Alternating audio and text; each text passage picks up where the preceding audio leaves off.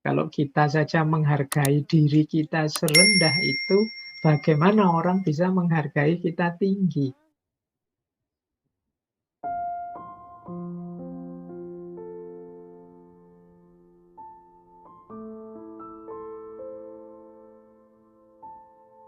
Saya enggak tahu teman-teman pernah merasa begini enggak? Yang pertama merasa bodoh. Bodoh banget kok ya aku itu. Kok enggak pinter toh ya, aku kok bolak-balik keliru. Ini rasa ini, kalau enggak dikontrol, enggak hati-hati, akan jatuh pada insecurity. Akhirnya kita disuruh ngapa-ngapain terus, wah enggak berani saya itu bodoh ya, saya itu enggak pinter ya, saya itu kalau ngomong agak enggak rapi, agak pelekak-pelekuk ya. Nah ini rasa ini akan membawa kita pada insecurity. Kalau kita terus-terusan seperti ini ya, kita ada di state insecure. Ini kan diksi yang sering kita dengar di sehari-hari, biasanya sesama teman. Apalagi kalau kita punya teman pinter, sudah, pokoknya kita identifikasi diri kita itu sebagai orang yang bodoh. Atau yang kedua, tidak penting. Apa sih aku ini? Siapa sih aku ini? Aku ini ya orang biasa, bukan keturunan siapa-siapa. Bukan keturunan orang besar, bukan keturunan kiai, habib, bukan keturunan. Aku ini tidak penting sama sekali. Tidak usah dihitung lah. Nah ini kalau kita punya feeling, punya rasa seperti ini, kita membaca, mengidentifikasi diri kita di titik semacam ini, ya kemungkinan kita punya gangguan insecurity tadi. Ini penting ya, kita coba kita punya rasa seperti ini enggak saat kita membaca diri kita. Apa memang misalnya teman-teman merasa minder karena bukan keturunannya orang besar misalnya. Apa memang menurut teman-teman keturunan orang besar itu sesuatu yang penting misalnya.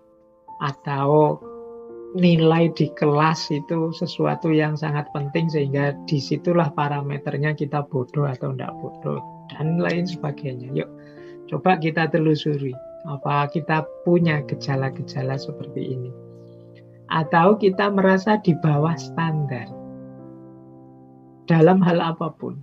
Mungkin dalam hal kekuatan, mungkin dalam hal kecerdasan, mungkin dalam hal pergaulan. Misalnya teman-teman merasa, wah aku ini enggak gaul ya, aku itu kalau sama teman itu kaku misalnya. Nah, terus kita semacam kecewa dengan diri kita sendiri. Wah aku itu tidak cocok ya kalau diajak acara-acara seperti itu, aku itu orangnya itu sulit misalnya. Itu pada kita sendiri. Nah ini kita merasa kita ini di bawah standar.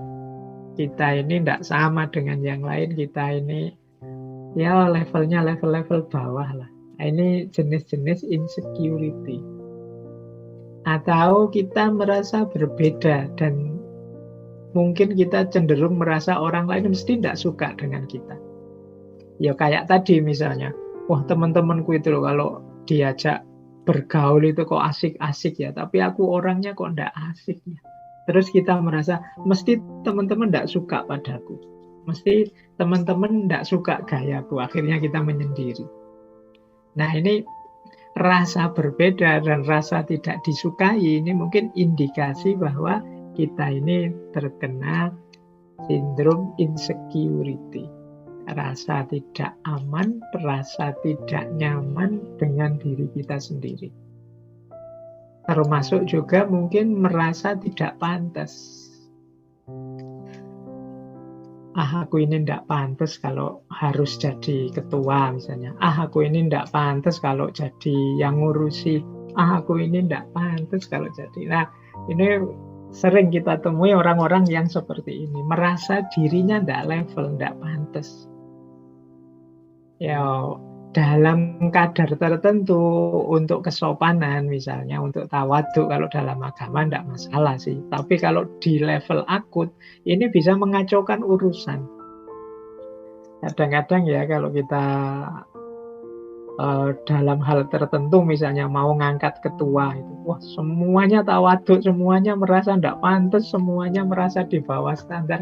Akhirnya bingung, ini yang mau jadi ketua siapa? Semuanya menolak, tidak ada yang percaya diri. Semuanya merasa, wah enggak, saya itu apa sih? Saya itu siapa sih? Nah ini yang sering jadi masalah sehari-hari kita.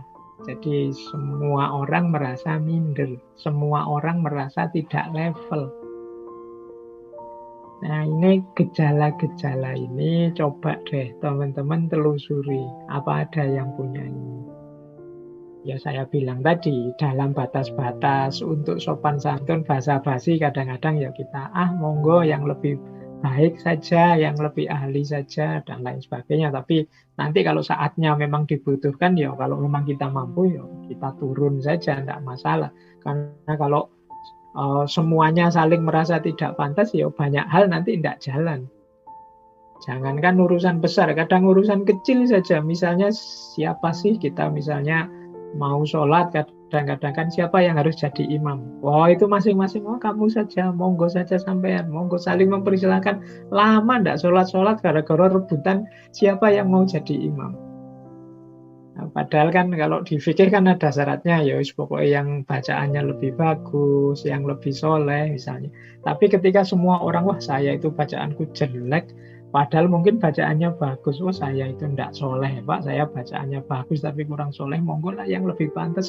Semuanya saling mempersilahkan, sholatnya akhirnya lama tidak jalan-jalan. Nah, ya memang kita di timur ini sangat dianjurkan untuk tidak sombong, sangat dianjurkan untuk rendah hati. Tapi rendah hati oke, tapi kalau rendah diri itu insecure. Jadi semoga teman-teman bisa cerdas membedakan mana rendah hati, mana rendah diri.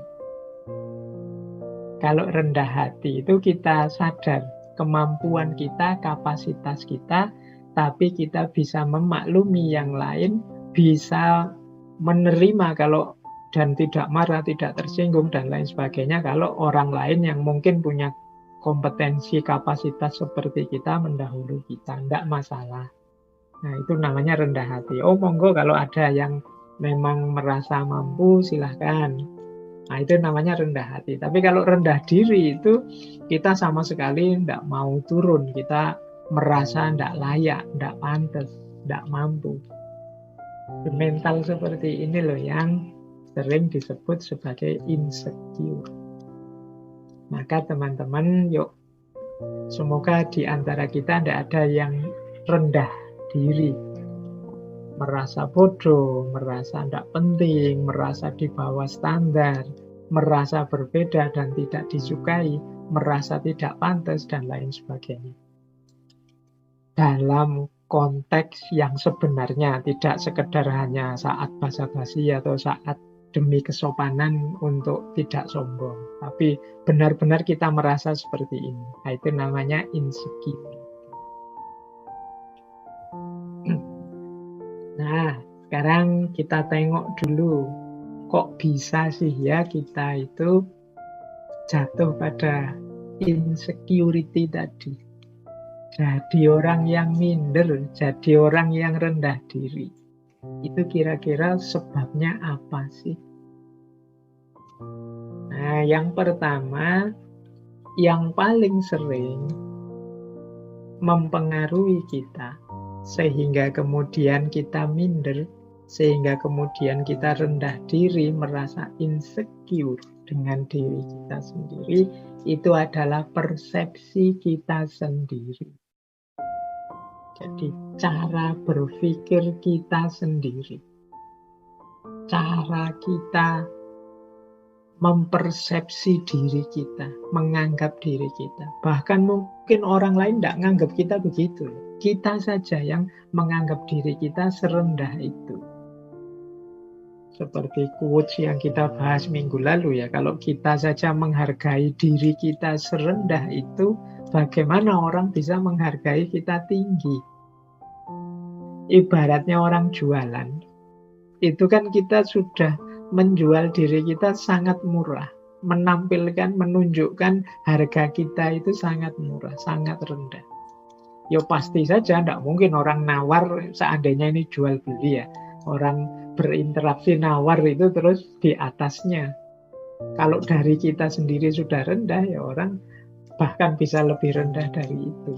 Nah ini kan kalau di minggu lalu ketika kita bahas people pleaser. Nah persepsi orang-orang yang insecure ini terhadap dirinya juga begitu. Dia tidak memahami, mengakui, apalagi mensyukuri bahwa dalam dirinya itu banyak sekali keistimewaan-keistimewaan. Dalam diri kita itu banyak sekali potensi-potensi untuk bisa kita hidupkan. Kita terlanjur menganggap diri kita rendah, akhirnya ya kita tidak ngapa-ngapain. Atau kadang-kadang standar yang kita ikuti. Jadi salah standar. Misalnya ya, hari ini kan kayak tadi banyak orang operasi plastik misalnya. Standarnya mana? Itu kan terus orang milih, ada yang milih standar gaya Korea mungkin, atau milih standar gaya Barat. Nah ini namanya standar. Nah, ketika standar, saya tidak tahu apakah memang cantik itu harus versi Korea ataukah gagah itu versi Barat yang seperti apa. Tapi ketika ini standar ini sangat jauh untuk kita jangkau, tentu saja kita akan merasa diri kita sangat rendah. Oke, coba ngambil standar yang masuk akal saja, mungkin kita tidak jatuh pada insecurity. Kenapa kita mempersepsi diri kita terlalu rendah? Kemungkinan standar yang kita ikuti, kita tetapkan terlalu tinggi. Atau terlalu tidak nyambung dengan kita. Akhirnya ya kita menganggap diri kita benar-benar rendah. Padahal ya kayak kasusnya operasi plastik tadi ya kan, setiap orang itu kan kalau dari sisi estetika itu kan ada teori yang jenisnya subjektivitas. Jadi cantik, indah, harmonis dan lain sebagainya itu ya hubungannya dengan persepsi masing-masing subjek. Bagi seseorang mungkin sesuatu itu sangat indah, tapi bagi orang lain bisa biasa-biasa saja. Nah ini urusannya standar. Jadi akar kenapa sih orang kemudian menganggap dirinya sangat rendah, dirinya sangat tidak penting, jangan-jangan ngukurnya terlalu jauh. Bukan berarti salah, tapi standar yang terlalu jauh ini membuat kita merasa diri kita terlalu rendah, sehingga tidak semangat untuk mencapai ke sana. Akhirnya berhenti, apalah aku ini. Nah ini yang pertama biasanya. Yang paling banyak sebenarnya yang pertama ini. Persepsi kita terhadap diri kita dan juga standar-standar yang kita ikuti. Yang kedua, yang jadi akar dari situasi insecure yang kita alami adalah emosi, atau mungkin kita pernah mengalami trauma-trauma, atau kita pernah dikecewakan, kita pernah disakiti, kita pernah mengalami trauma-trauma dan lain sebagainya. Nah ini bisa juga membuat orang kemudian insecure. Misalnya merasa tidak dicintai orang tua, misalnya orang tuanya pilih kasih, ada yang dianak emaskan, ada yang dianak pilihkan misalnya. Nah itu kemudian dia merasa terluka, batinnya merasa, oh mungkin aku ini orang tidak penting, mungkin aku ini anak yang tidak diinginkan, anak yang jelek sehingga orang tua tidak milih aku. Nah ini terus muncullah rasa insecure. Mungkin kita pernah ditinggal orang yang kita cintai, ditolak orang yang kita cintai, kita sudah tekad-tekadan nembak kok ya ditolak. Apalagi nolaknya pakai argumen lagi. Argumennya menyakitkan, wah saya mohon maaf ya, nggak siap jadi pasanganmu karena kamu begini sih, kamu begitu sih, kamu jelek sih, kamu apa sih, kamu itu sih. Ya, akhirnya kita terus down, drop, mengalami trauma. Oh berarti aku ini jelek, oh berarti aku ini nggak pantas punya pasangan, oh berarti. Ini luka batin. Ini juga sering melahirkan insecure. Akhirnya kita besok-besok nggak berani lagi nembak. Besok-besok kita mikir-mikir dulu kalau mau mencari pasangan. Jadi emosi, luka batin, trauma ini sering melahirkan rasa aku nggak cukup baik. Aku ini ternyata jelek. Aku ini ternyata tidak layak dicintai, tidak layak disukai, dan lain sebagainya. Apalagi kalau ini kemudian dihubungkan dengan yang lebih besar, misalnya orang salah persepsi memahami takdir misalnya. Selama ini kan kita selalu, kalau ada orang mengalami musibah itu kita yang nuding bahwa wah kamu itu banyak dosa, makanya oleh Allah diberi azab. Ini kan nunjuk keluar. Ada yang lebih ngeri lagi, yang ditunjuk dirinya sendiri terus. Wah ini kok ngalami bencana ya, jangan-jangan bencana ini gara-gara dosaku. Jangan-jangan bencana ini gara-gara kelakuanku. Jangan-jangan bencana ini gara-gara kesalahan-kesalahanku selama ini. Akhirnya dia begitu marah, begitu kecewanya dengan dirinya. Nah ini juga jenis emosi. Jadi orang tidak nyaman dan tidak aman terhadap dirinya itu bisa karena persepsi, bisa karena emosi. Kalau persepsi tadi ya pikiran-pikiran kita sendiri. Kalau emosi itu muncul dari trauma-trauma, luka-luka batin yang selama ini mungkin kita alami. Ada kalanya juga karena lingkungan, pengalaman sehari-hari.